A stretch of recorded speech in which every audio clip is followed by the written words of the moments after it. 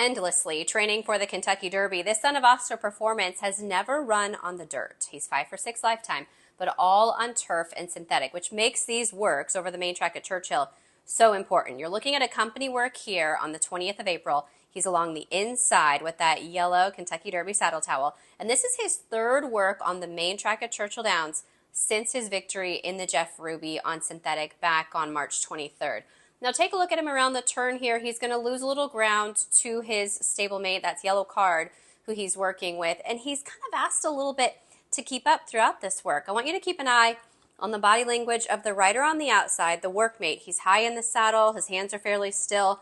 That's not really what we're seeing from the rider aboard Endlessly. He's asking him. He's pushing. He's really encouraging this horse. And that's what you get when you have a horse that's maybe not on their most preferred surface. They come off the bridle a little bit. I think that's what we're seeing from Endlessly. I think they're still certainly working on getting him over this main track, on working on his fitness a little bit. I'd like to see a little more from him next week. I think that they are still up in the air in terms of whether or not this horse does run in the Kentucky Derby.